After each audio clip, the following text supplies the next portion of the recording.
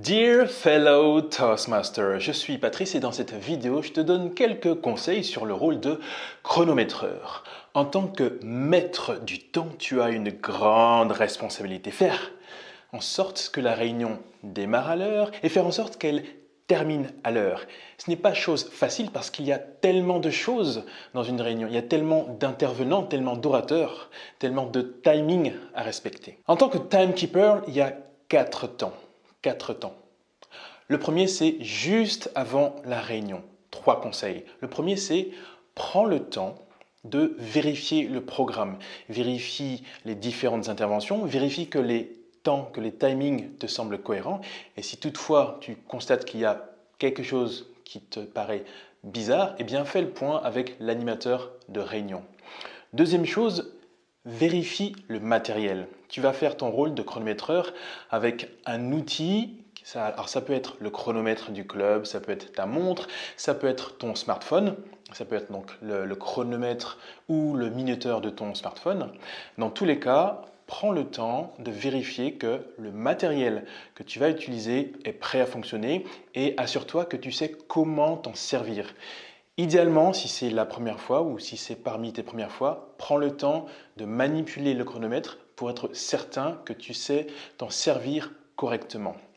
Troisième conseil, prends le temps de choisir la bonne place. Alors moi, je conseille de te mettre pile en face de la scène, pile en face de l'orateur. De cette manière, lorsque tu vas lui montrer les signaux de couleur, eh bien, il pourra les voir aisément. Il n'aura pas besoin de tourner la tête à droite ou à gauche. Donc ça, c'est pour avant le début de la réunion.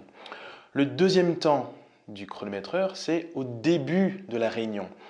L'animateur va te donner la parole et tu vas pouvoir dire à l'auditoire en quoi ton rôle consiste, en quoi il est important que chacun respecte le temps qui lui est alloué.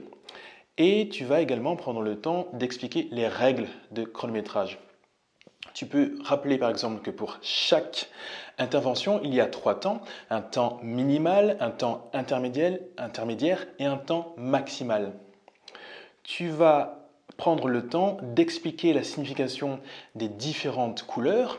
Tu indiques que le vert signifie que l'orateur a atteint le temps minimal, le jaune signifie que l'orateur a atteint le temps intermédiaire, qu'il doit songer à aller vers la conclusion de son intervention.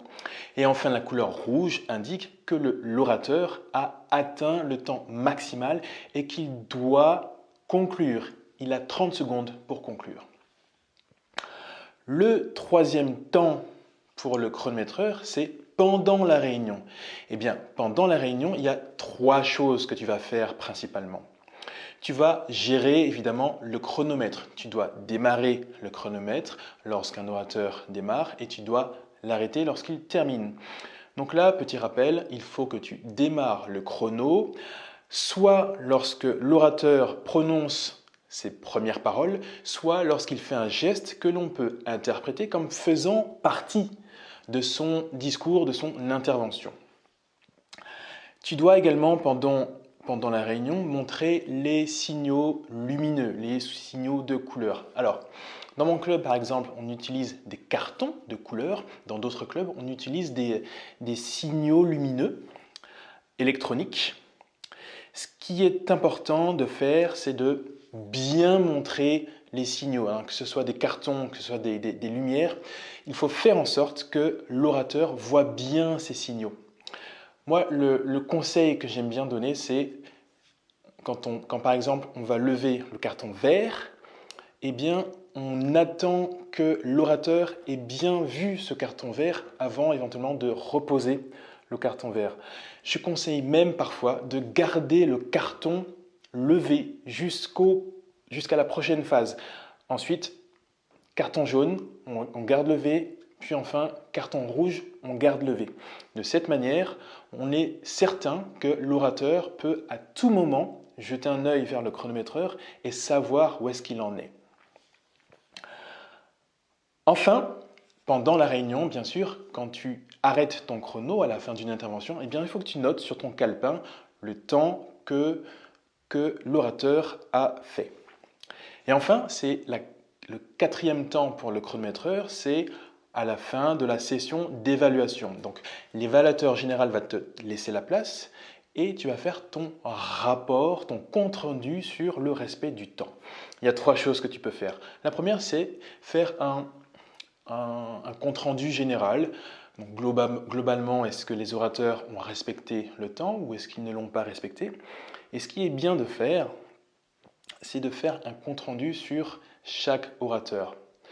Il est intéressant, alors spécialement lorsqu'on est orateur, qu'on a fait un discours préparé, il est très intéressant de savoir si on a fait, si on a trop parlé ou si on a été en dessous du temps imparti. Et enfin, un petit peu comme pour tous les autres rôles d'évaluation, comme pour tous les autres rôles de rapporteur, il est intéressant de donner des conseils d'amélioration. Ça, c'est toujours une bonne pratique. Je récapitule les conseils que je viens de donner. Alors, avant la réunion, vérifier le programme, vérifier le matériel, s'asseoir au bon endroit. Au début de la réunion, expliquer l'objectif, expliquer le rôle, expliquer le fonctionnement des signaux lumineux. Ensuite, pendant la réunion, gérer le chronomètre, bien montrer les signaux et noter les temps des orateurs. Et enfin, à la fin de la session d'évaluation, tu fais ton compte rendu sur le respect du temps. Tu vas dire ton rapport général et tu vas donner les temps effectués par chaque orateur et éventuellement, idéalement, tu vas donner des conseils pour que tout le monde puisse s'améliorer. Voilà donc ce que j'avais envie de partager avec toi au sujet du rôle de chronométreur. Cette vidéo est terminée. N'hésite pas à liker, à commenter, à partager. Tu peux également t'abonner à cette chaîne pour ne pas rater mes prochaines vidéos. En complément de cette vidéo, tu peux recevoir mon guide dans lequel je partage mes 10 meilleurs conseils pour profiter au maximum de Toastmasters afin de progresser plus rapidement. Jette un œil dans la description de cette vidéo pour accéder à ce guide. Sur ce, je te dis merci et à bientôt dans une prochaine vidéo. Ciao, ciao!